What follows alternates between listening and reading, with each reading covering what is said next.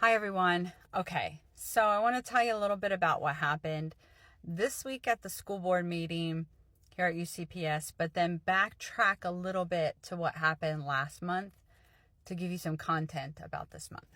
Okay, so November school board meeting is when all the election results came out and we knew that the board hadn't changed and everyone that's currently on there has kept their position.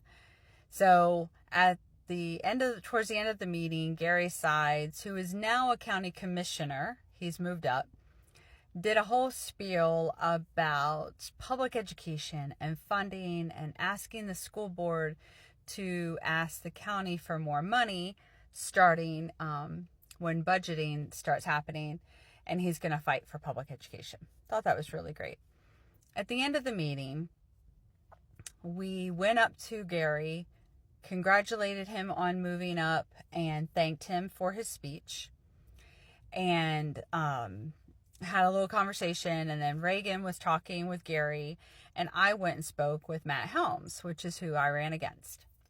Now remember, Matt didn't put any work, any money, any advertising, any signs, postcards, you name it, nothing. He did zero to win this election, but name recognition in a letter is all that matters. But I'm digressing.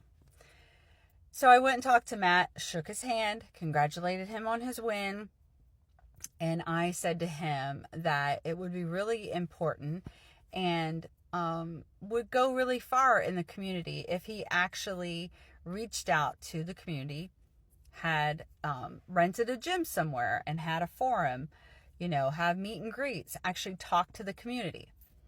And at first he was like, okay, that's nice. That's a good idea. I was like, okay. I said, because your community needs to hear from you. So fast forward, as I was walking away, he goes, well, I actually do talk to the community. And I was like, no, you don't. No, you don't. He's never answered an email from me. He never has taken time after one of the 25 meetings that I've showed up to ever speak to me or anything. So don't tell me you talk to the community, So that's kind of what was happening. And, we went and spoke to the board. So that was November. Fast forward to Tuesday. This is where it gets interesting. Sorry. Carpool line is moving. Okay. So the meeting started with, well, I'm going to back up one more instance. I know, I'm sorry, I'm rambling, but this is, me, that's what I do. So back up one instance. We had someone sign up to speak publicly at the meeting last month, and they did not get their name in the time that it was allowed for the sign ups. So when they printed off the form, her name was not on the form. So when it came to public speaking, her name was not called because she was not on the original list. Well, she said she signed up. There's a private conversation going on with Kathy, the chair, and this other parent, back and forth. Well, I signed up. Well, I don't see your name on the list. Well, I promise you I did. Well, I don't know. And then Kathy says to Michelle, the lawyer, go and find out. And then found out that she had signed up, but it was after the fact. But they allowed her to speak. And I guess that caused some ruckus in the community, and they were called out on it. So what that meant was this month, there's a new policy 1-12 where you are no longer allowed to sign up in person at the meeting to speak. I think that's a bunch of baloney. I think you work for the people. You should be able to sign up day of in case someone hears something that's going on and wants to show up and sign up. And then also people are working and they're busy and they can't always get to the computer by 12 o'clock on the Tuesday before the school board meeting. So that became an issue. So that was super annoying, first of all. So then Jared, and I always forget his last name. I'm sorry. I know you see these videos. I apologize. M. He's an assistant superintendent. He gets up there and he talks about safety for the school board. And that turns into a whole, pardon my language, shit show. He pretty much said that the sheriff department now, because they have sheriffs that come and monitor the meetings, they are, at the end of the meeting every month now, are going to come and form a line in front of the school board and stand there and protect the school board from the public, for their safety. And that if the school board would like to come and speak to the minions, us, then they could. But no longer are the minions allowed to speak to the school board. Even though, remember, they are elected officials and they work for us. That's their new policy. And so there's nothing more disrespectful than seeing our school board members who do not communicate with their public to be hiding behind a row of police officers because they feel threatened.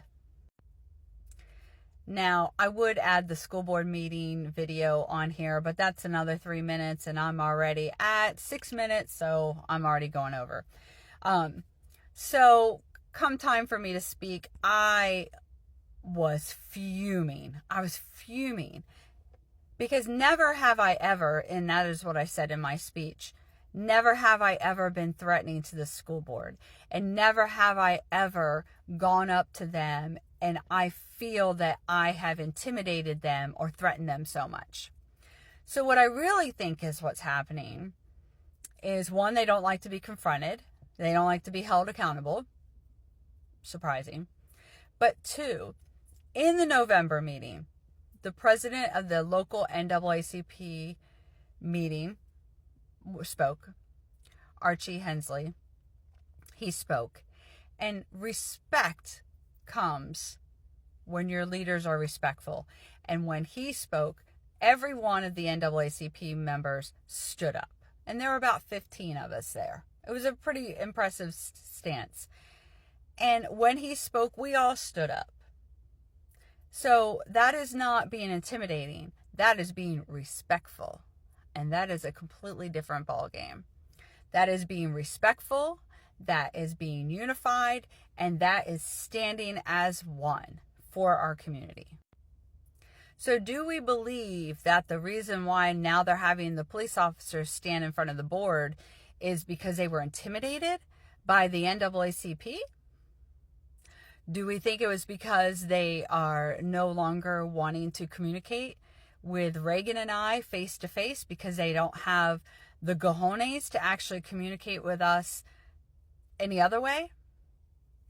Or do we think it's just that they don't really care? They're not held accountable. They never have to answer what they do wrong. They never have to actually reach out across the aisle and speak to anyone. They put everything through consent agenda, which is a whole other thing that I talked about. I believe it, and I don't know how to say this without losing my temper, because I don't really want to get mad about it, but we have really got to start holding this board accountable at every turn. As a community, not just me, not just Reagan, not just the NAACP, not just a handful of people, we united need to start holding them accountable. If you're mad about the calendar, if you're mad about the policies, the book banning, all of it, you need to start showing up. You need to hold them accountable. They need to answer their emails. They need to hold public forums. They need to speak to us. They work for us. And yes, I am speaking to you, Kathy Hineshale, who may no longer be the chair of the school board, but you are for sure a voice on the school board. And maybe you gave up the chair because you just got tired of hearing us talk and you don't want the responsibility. I don't know. But Jimmy, now that you're chair, we're going to hold you accountable just as much. So I'll see y'all in January. Happy New Year, UCPS.